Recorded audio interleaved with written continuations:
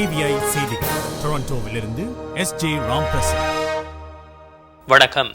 இலங்கையில் உள்ள சிறுவர்களின் களத்தில் சைனட் வில்லைகளை மீண்டும் தொங்கவிட ஜெனீவாவில் உள்ளவர்கள் விருப்பம் கொண்டுள்ளார்கள் என அமைச்சர் விமல் வீரவங்ச தெரிவித்தார். யாழ்ப்பாணம் குருநகரில் வீடமைப்பு திட்டம் ஒன்றின் மறுசீரமைப்பு பணிகளை அவர் தொடக்கி வைத்து உரையாற்றினார். உங்கள் பிள்ளைகளின் களத்தில் தங்கச்சங்கிலி மின்ன வேண்டுமா அல்லது சைனட் குப்பி தொங்க வேண்டுமா என அவர் அங்கு கூடியிருந்தவர்களை பார்த்து வினவினார். வடபகுதியில் தமிழர்களுக்கு எதிரான வன்முறைகள் அண்மைய காலங்களில் அதிகரித்திருப்பதாக அங்கிருந்து தனுஷ்கோடிக்கு அகதிகளாக சென்றுள்ள இளைஞர்கள் மூவர் தெரிவித்தனர். தனுஷ்கோடிக்கு அருகே தனியார் படகுகளிலிருந்து இறக்கிவிடப்பட்ட நிலையில் அவர்களை ராமநாதம் போலீசார் கைது செய்தனர். வடபகுதியில் வெள்ளைவேன் கடத்தல் மீண்டும் தொடங்கியுள்ளது. தெருக்களில் நடமாடா இளைஞர்கள் அச்சப்படுகின்றனர். இனியும் அங்கிருப்பது ஆபத்தானது என்பதால் இந்தியாவுக்கு சென்று விடுமாறு தமது குடும்பத்தினர் ஆலோசனை கூறியதாக அந்த இளைஞர்கள் கூறியிருக்கின்றனர். இலங்கை தமிழர்களுக்கு ஆதரவாக 7 கோரிக்கைகளை வலியுறுத்தி தமிழக திரைப்பட நடிகர்கள் இன்று ஒருநாள் உண்ணாவிரத அறப்போராட்டத்தை நடத்தினார்கள். ரஜினிகாந்த் உட்பட பல முன்னணி நடிகர்கள் இதில் பங்கு பெற்றனர். தென்னிந்திய நடிகர் சங்கம் உண்ணாவிரத போராட்டத்தை ஏற்பாடு செய்தது. இலங்கைக்கு எதிரான அமெரிக்க தீர்மானம் அறிவிக்கப்பட்டதிலிருந்து தமிழக கல்லூரி மாணவர்கள் ஆர்ப்பாட்டங்களில் குதிக்க, அதைத் தொடர்ந்து பல்வேறு தரப்பினரும் இலங்கை அரசுக்கு பல்வேறு வழிகளில் கண்டனம் தெரிவித்து போராட்டங்களை நடத்தி வருகின்றனர். தென்னிந்திய நடிகர் சங்க தலைவர் Sarathkumar, The demand is of course very similar to the resolution that has been passed in the Tamil Nadu State Assembly just a week ago, and we are very clear that the president of Sri Lanka should be tried for war crimes and because of the genocide that has been caused over there, so many people killed. Rajinikanth, Ajith, Surya, Dhanush, Arjun, Prakash Raj போன்ற முன்னணி நடிகர்களும், ராதிகா, ஊர்வசி போன்ற மூத்த நடிகைகளும், த்ரிஷாவும் உண்ணாவிரதத்தில் பங்கேற்றனர்.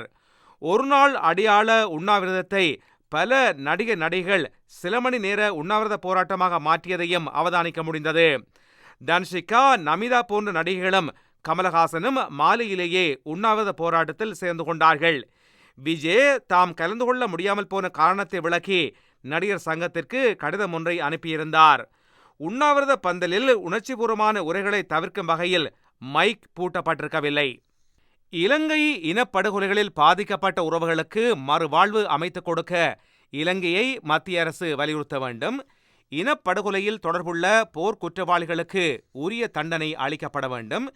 இந்த 2 விடயங்களும் இடம்பெறும் வரையில் இந்திய அரசு இலங்கை மீது பொருளாதார தடை விதிக்க வேண்டும். கடலுக்கு செல்லும் தமிழக மீனவர்களுக்கு உரிய பாதுகாப்பு அளிக்கப்பட வேண்டும்.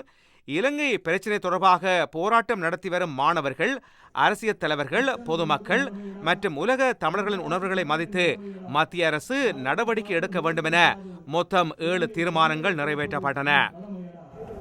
தீர்மானம் 1. இலங்கையில் நடைபெற்ற சிங்கள அரசு நிகழ்த்திய இனப்படுகொலையில் பாதிக்கப்பட்ட நம் தொப்புள் கொடை உறவான ஈழத் தமிழ் மக்களின் பாதுகாப்பான வாழ்க்கைக்கு உறுதியான நியாயமான நடவடிக்கை எடுக்க இலங்கை அரசை இந்திய அரசு வலியுறுத்த வேண்டும், அதை செயல்படுத்த வேண்டும் என்று தென்னிந்திய நடிகர் சங்கம் மற்றும் ஒட்டுமொத்த தமிழ் கலை உலகம் சார்பாக நடத்தும் இந்த உண்ணாவிரத அறப்போராட்டத்தின் சார்பாக கேட்டுக் கொள்கின்றோம். இந்திய கப்பல் துறை அமைச்சர் G.K. வாசன் பிரதம மந்திரி மன்மோகன் சிங்கை சந்தித்தார். மத்திய அரசாங்கம் இலங்கையை ஒரு நட்பு நாடாக கருதுவதை நிறுத்திக் கொள்ள வேண்டுமென தமிழக சட்டமன்றத்தில் தீர்மானம் நிறைவேற்றப்பட்டிருக்கும் வேளையில் சந்திப்பு இடம்பெற்றது.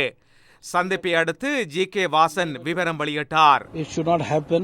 There should be a full stop for it, and the MEA should take concrete steps so that this should not happen again. இலங்கையில் இடம்பெறவிருக்கும் பொதுநலவாய நாடுகளின் மகாநாட்டில் பங்கு பெற்றுவது குறித்து இந்தியா முடிவொன்றை எடுக்கையில் தமிழ் மக்களின் உணர்வுகளுக்கு இடமளிக்கப்பட வேண்டும் என்றும் வாசன் கேட்டுக்கொண்டார்.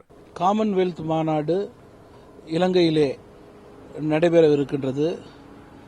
அதில் இந்தியா கலந்து கொள்வது சம்பந்தமாகவும் தமிழக மக்களுக்கு அதன் அடிப்படையிலே விருப்பம் இல்லை என்பதையும் பிரதமரிடம் எடுத்து கூறினேன்.